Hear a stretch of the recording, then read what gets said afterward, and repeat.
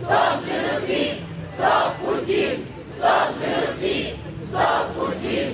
Stop génocide! Stop Poutine! Stop génocide! Stop Poutine! Stop génocide! Stop Poutine! Stop génocide! Stop Poutine! Stop génocide! Stop Poutine! Stop génocide! Stop Poutine! Stop génocide! Stop Poutine! Stop génocide! Stop Poutine! Stop génocide! Stop Poutine! Stop génocide! Stop génocide! Stop Poutine! Stop génocide!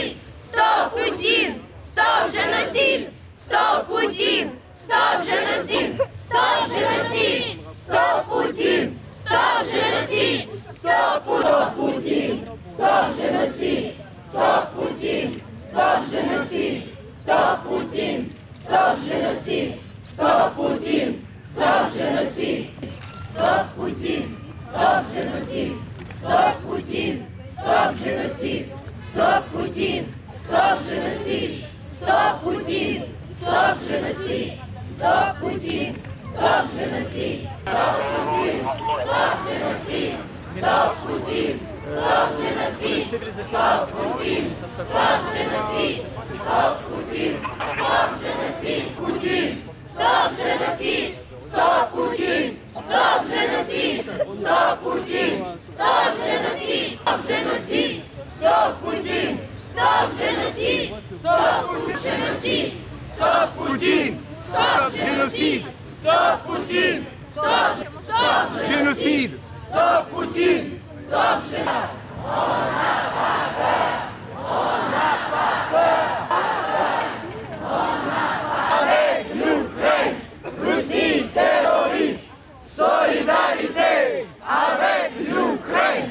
Russie terroriste! Russie terroriste! Solidarité avec l'Ukraine! Pourquoi vous manifestez ce soir? Expliquez-moi. Moi, je suis réfugié politique russe.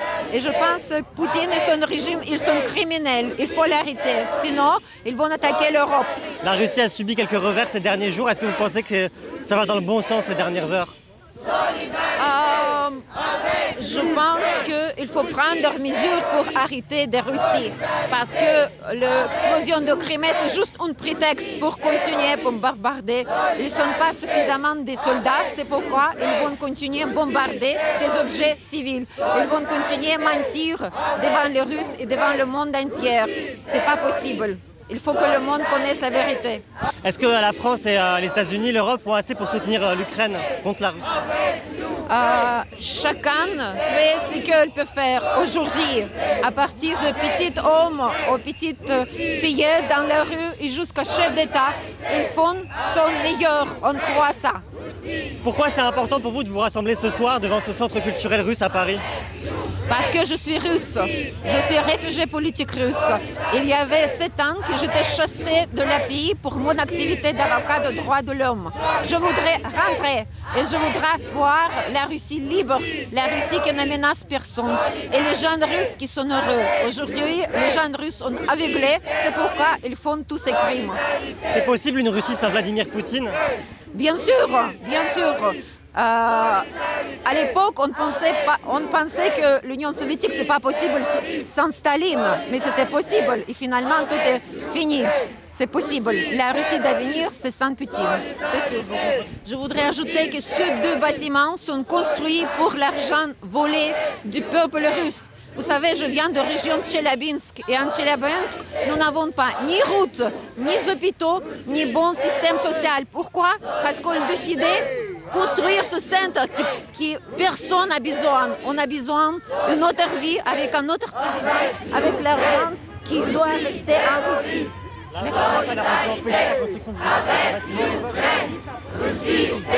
Je ne pense pas, je ne peux pas vous dire parce que je ne suis cette personne. Mes prétentions, ce n'est pas à la France, c'est de l'officier russe qui a construit cela, qui a pris bonne vie en tant que Russes, sont totalement pauvres à la Russie profonde.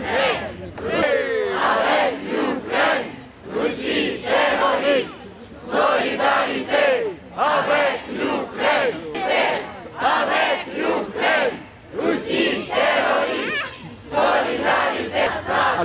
centre culturel russe est symbolique. C'est un espace de propagande. Il n'y a rien de culturel. Sachant, on n'oublie pas que le directeur de l'Ermitage, le plus grand musée de Russie, a annoncé « Nous allons combattre avec la culture est notre arme de guerre ».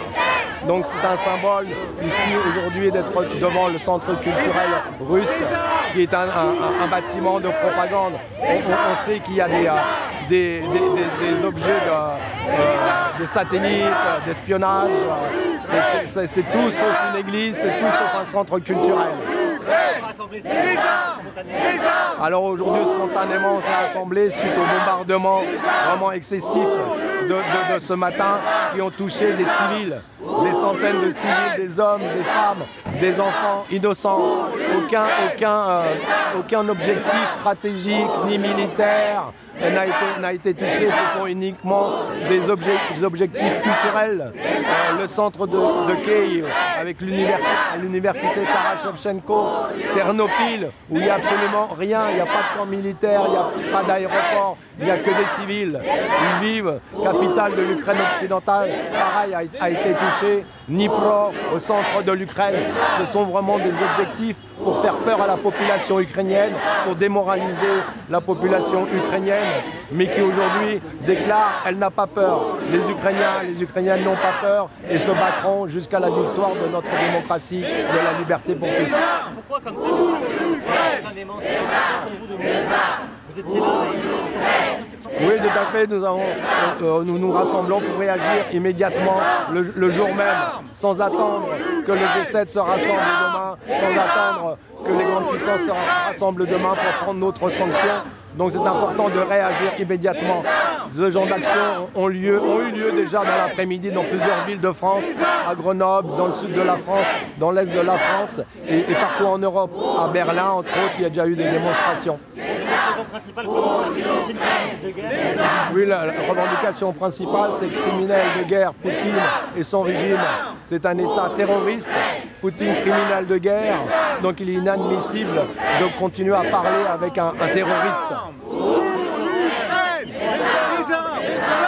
La France fait beaucoup pour l'Ukraine. Merci à la France, merci aux Français pour l'hospitalité, pour la France qui fournit des armes. On ne sait pas tout, mais la France fait beaucoup, mais il en faut encore plus.